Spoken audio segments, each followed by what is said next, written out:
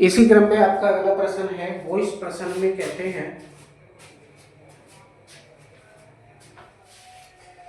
कि 2 फेराड वाले एक समांतर प्लेट संधारित्र की प्लेट का क्षेत्रफल क्या है, जबकि प्लेटों का पृथक्कन का मतलब है उनके बीच की दूरी 0.5 सेंटीमीटर है।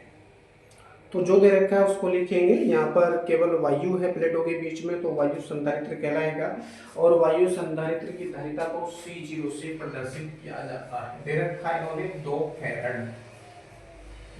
फेराड, ठीक है ना, कुछ भी परिवर्तन इसमें नहीं करेंगे। D इक्वल टू दे रखा है 0.5 सेंटीमीटर,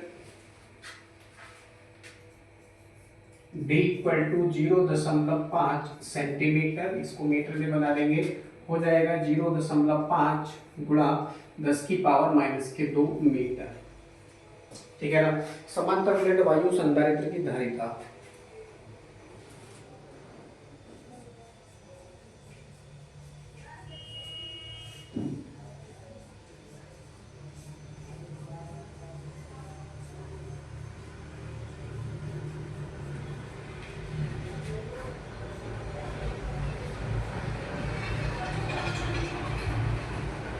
डैश लगाएंगे और लिखेंगे C0 equal to epsilon 0 A upon D। ये सूत्र होता है, ये सूत्र होता है। तो इसलिए D की वैल्यू हमसे पूछी है, प्लेटों के बीच की दूरी, सॉरी A यानी एरिया पूछा है इन्होंने, प्लेटों का क्षेत्रफल पूछा है, तो क्षेत्रफल हम बता देंगे।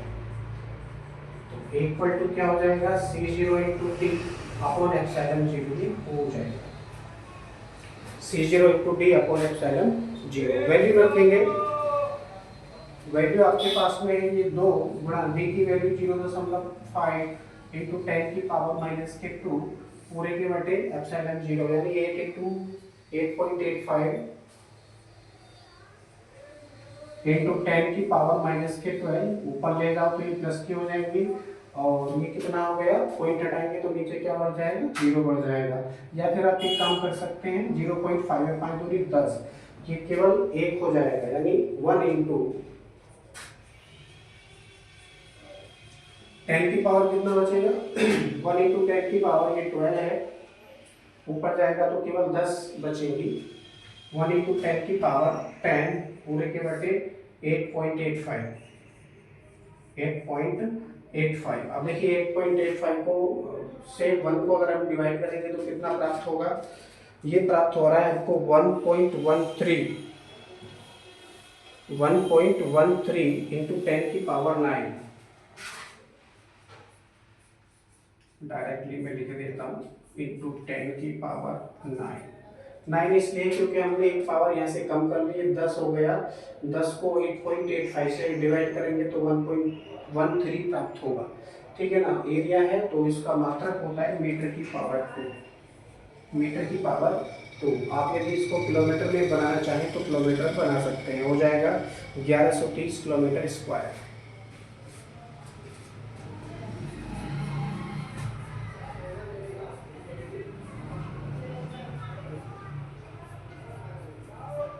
ग्यारह सौ तेईस किलोमीटर स्क्वायर। इसका मतलब ये है कि इसको 1000 से 2 बार हम भाग करेंगे, 1000 से 2 बार भाग करेंगे क्योंकि मात्रक क्या है, मीटर स्क्वायर है। इसको किलोमीटर स्क्वायर में चेंज करने के लिए 1000 से 2 बार भाग करेंगे और इसकी सारी पावर जो बचेगी, 3 पावर बचेगी, उसको भी हम खत्म कर देंगे। ये 1130 1.13 था ना, 1130 किलोमीटर स्क्वायर हो जाएगा। ये आपका आंसर है। अगला क्वेश्चन है, इसमें जो कहते हैं किसी समांतर प्लेट संधारित्र की प्रत्येक प्लेट का क्षेत्रफल दे रखा है 90 सेंटीमीटर स्क्वायर है, उनके बीच पृथक्कन यानी बीच की दूरी है 2.5 mm, 400 वोल्ट संभरण में संधारित्र को आवेशित किया गया है। क्वेश्चन नंबर 1 में पूछते हैं संधारित्र कितनी स्थितिज ऊर्जा संचित करता है। सेकंड में पूछते हैं इस ऊर्जा को प्लेटों के बीच संचित समझकर प्रति एकांक आयतन ऊर्जा यानी ऊर्जा घनत्व U ज्ञात कीजिए। इस प्रकार प्लेटों के बीच वैद्युत क्षेत्र E के परिमाण तथा U में संबंध स्थापित कीजिए। ठीक है जी, अगला क्वेश्चन है, इसको हम कर लेते हैं। जो दे रखा है यहाँ पर उसको लिखेंगे।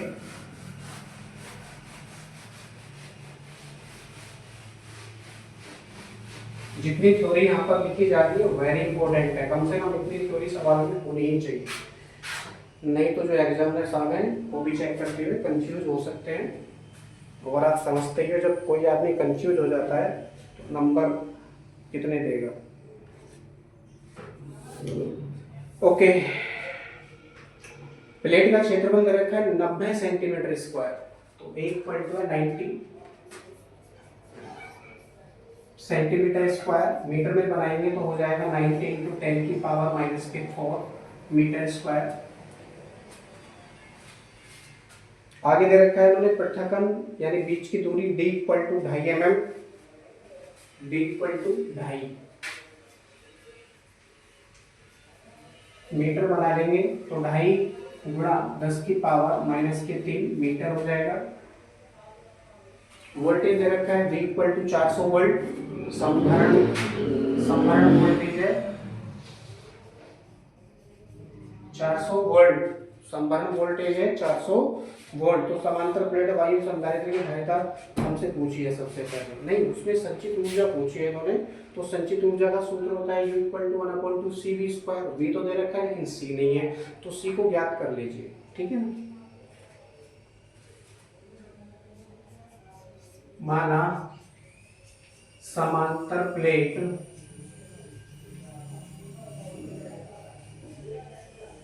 वायु संधारित्र, क्योंकि वायु है बीच में, वायु संधारित्र कहलाएगा, वायु संधारित्र की धारिता C0 है, धारिता दे नहीं रखी है इसलिए मान लिया C0 है।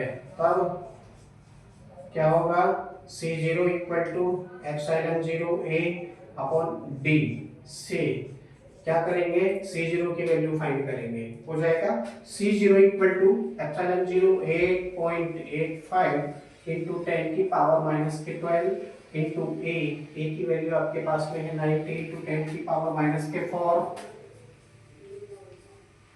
अपॉन D की वैल्यू आपके पास है 2.5 इंटू 10 की पावर माइनस के 3 मीटर, ठीक है। सबको कैलकुलेशन करेंगे, सबको कैलकुलेशन करने के बाद ये प्राप्त होगा आपको 3.186 इंटू 10 की पावर कितना बचेगा -11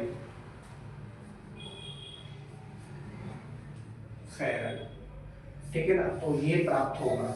अब मैंने कैलकुलेशन ये नहीं की है, ये कैलकुलेशन क्या है आपका होमवर्क है, अगर ये सही आता है तो कमेंट में यस लिखेंगे जरूर, है ना। कमेंट आप करते रहिए, अगर सही लग रहा है आपको, सही समझ में आ रहा है तो कमेंट आप करते रहिए। ऐसा मैं इसलिए नहीं बोलूंगा क्योंकि कमेंट करने से मुझे मोटिवेशन मिलेगा, तो मुझे किसी के मोटिवेशन की आवश्यकता नहीं है। आई हैव नॉलेज, तो जो नॉलेज मेरे पास है मैं यहाँ चैनल पे अपलोड करता रहूँगा, जिसको देखना है देखे, नहीं देखना है मत देखे, ज़बरदस्ती कुछ नहीं है। लेकिन इतना तो मैं ज़रूर कहना चाहूँगा कि कुछ ना कुछ प्रतिक्रिया जो आपके मन में आ रही है वो आप देते रहिए, ताकि और ज़्यादा हम इम्प्रूव कर सकें।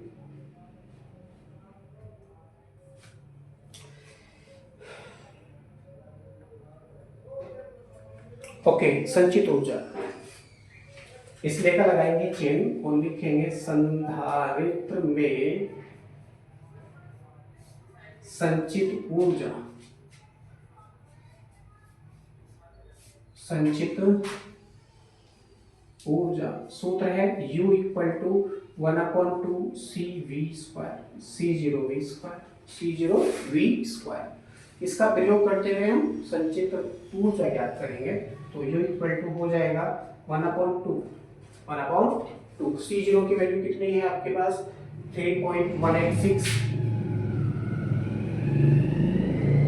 इंटू 10 की पावर माइनस के 11 इंटू V की वैल्यू आपके पास है 400, स्क्वायर करेंगे तो 400 गुणा 400, सबका कैलकुलेशन करेंगे तो कितना होगा U इक्वल टू, मैं डायरेक्ट लिख रहा हूँ इसको 2.54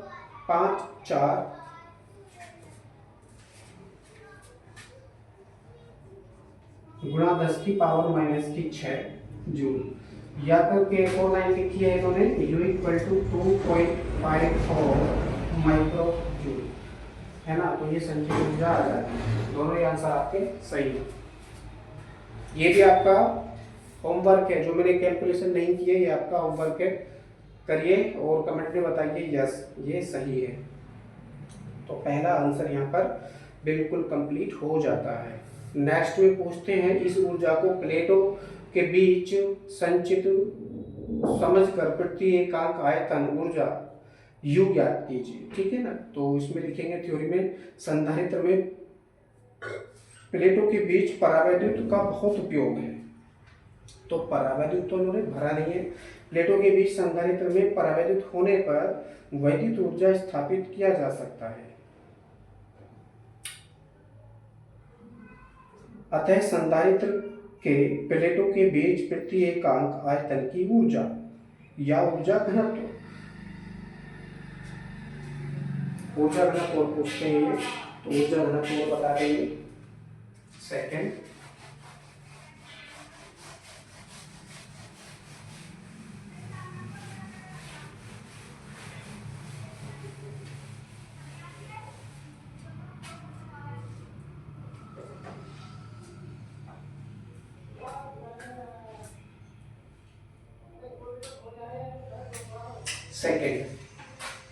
संधारित्र की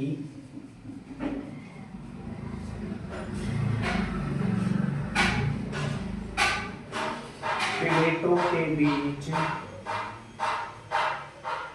प्रति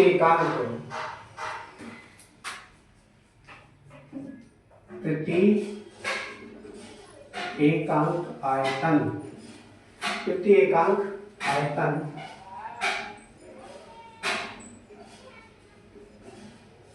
की स्थितिज ऊर्जा, ये परिभाषा भी है। किसकी परिभाषा है? ऊर्जा घनत्व। अर्थात संधारित्रों की प्लेटों के बीच उत्पन्न या संचित प्रति एकांक आयतन की स्थितिज ऊर्जा को उसका ऊर्जा घनत्व कहते हैं, है ना। तो आयतन की स्थितिज ऊर्जा या स्थिर वैद्युत ऊर्जा, स्थितिज नहीं स्थिर वैद्युत लिखेंगे, स्थितिज नाम गलत है क्योंकि U इक्वल टू mg सूत्र होता है उसका। स्थिर वैद्युत,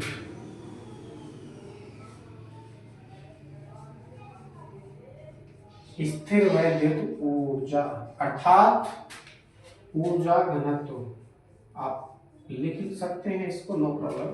ऊर्जा घनत्व,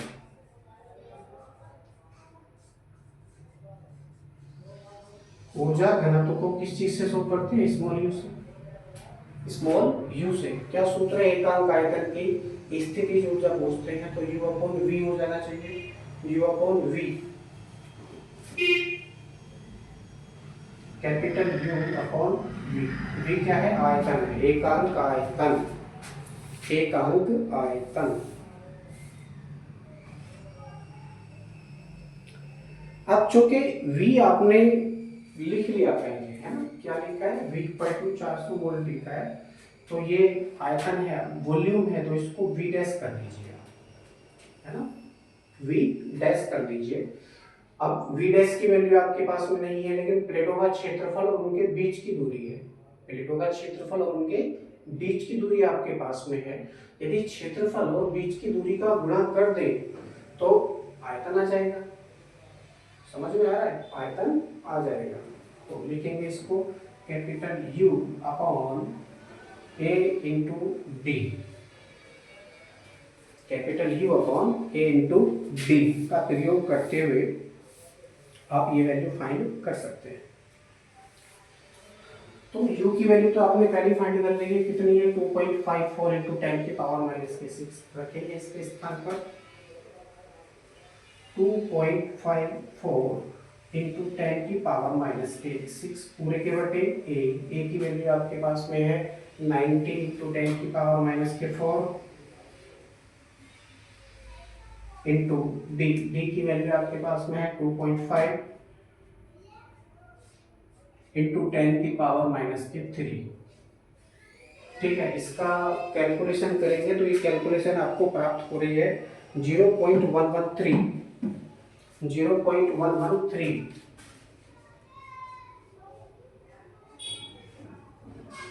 0.113 पावर कितनी है? कोई पावर प्राप्त नहीं हो रही है। मात्रक है जूल प्रति मीटर की पावर 3, जूल प्रति मीटर की पावर 3। तो ये वैल्यू आपको प्राप्त हो जाती है। एकांक आयतन की स्थिर वैल्यू ऊर्जा है, जिसे हम ऊर्जा घनत्व कहते हैं। U इक्वल टू, इस मूल्य से इसको शो करते हैं। U इक्वल टू हो जाएगा 0.113 जूल प्रति मीटर की पावर 3, इसका मात्रक हो जाता है। तो मात्रक भी कंप्लीट लिखना रहता है, नहीं तो आपका नंबर कटेगा। अगर आपने मात्रक में भी गलती करी है तो नंबर आपका कट सकता है, और कट सकता नहीं है भैया, कटेगा 110%। अब ये तो हमने ज्ञात कर लिया, ज्ञात कीजिए, है ना। इस प्रकार प्लेटों के बीच वैद्युत क्षेत्र E के परिमाण तथा U में संबंध स्थापित कीजिए। तो पुनः इसी सूत्र का हम प्रयोग करेंगे। एकांक आयतन की स्थितिज ऊर्जा का सूत्र क्या है? अब U व E में संबंध स्थापित करना है हमको। U व E में हम संबंध स्थापित करेंगे। सेकेंड में पूछते हैं U व E में संबंध क्या बनेगा? वही है, इसमें पूछा है ऊर्जा घनत्व का सूत्र वैद्युत क्षेत्र की तीव्रता के पदों में क्या उत्पन्न होगा। तो U इक्वल टू हमसे पूछा है, U इक्वल टू हमसे पूछा है। U इक्वल टू क्या है? ऊर्जा घनत्व है। U इक्वल टू ऊर्जा घनत्व है। मान लीजिए, माना संधारित्र के प्लेटों के बीच में उत्पन्न स्थिर वैद्युत ऊर्जा U, और एकांक आयतन क्या है? V है, V डैश। एकांक आयतन V डैश है। अब सब चीज तो आपने ज्ञात कर ली है ऑलरेडी, लेकिन सूत्र ही हमको यहाँ पर उत्पन्न करना है। तो सूत्र उत्पन्न करने के लिए U की वैल्यू आपके पास में होना बहुत जरूरी है। U क्या है? U है स्थितिज ऊर्जा, सॉरी, U है संधारित्र में संचित वैद्युत स्थितिज ऊर्जा, स्थिर वैद्युत ऊर्जा है, स्थिर वैद्युत ऊर्जा। ये भी दे रखी है, तो इसके स्थान पर सूत्र हम प्रयोग करेंगे 1/2 C0 V square, 1/2 C0 V square upon में V डैश।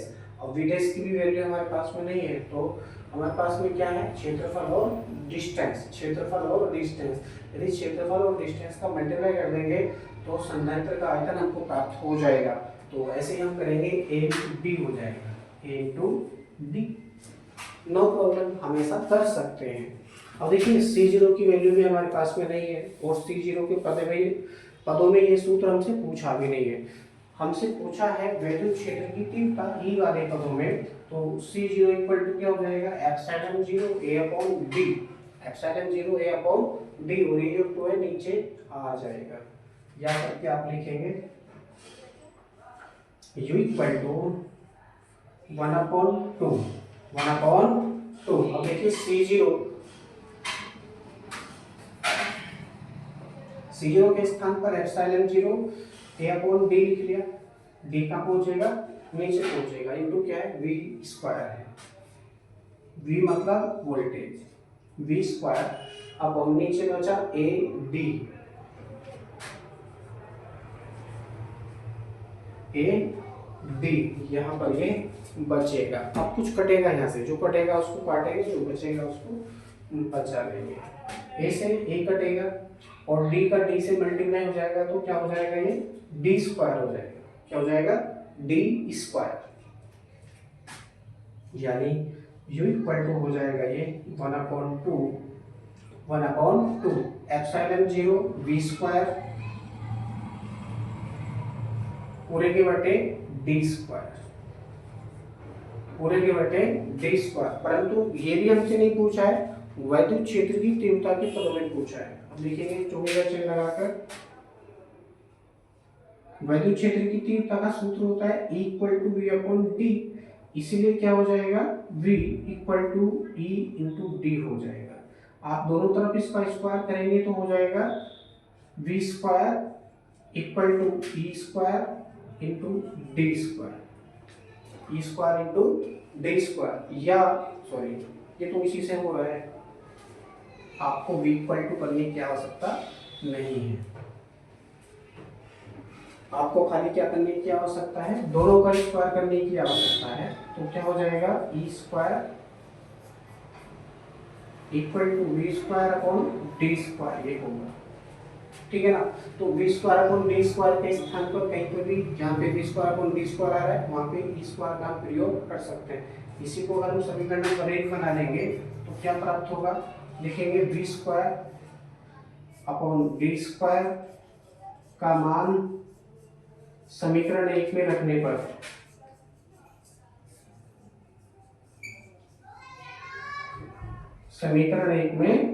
पर यदि रखेंगे तो क्या प्राप्त होगा, u equal to 1/2 epsilon 0 into E square, ये वैल्यू हमको प्राप्त होगी। मात्रक है जूल प्रति मीटर की पावर 3, जूल प्रति मीटर की पावर 3, मात्रक भी लिख दीजिए। अब ये सवाल आपका पूरी तरह से कंप्लीट हो चुका है, एग्जामिनर चाहकर भी इस पे नंबर नहीं काट सकते, ठीक है। तो ये आपका हल हो चुका है।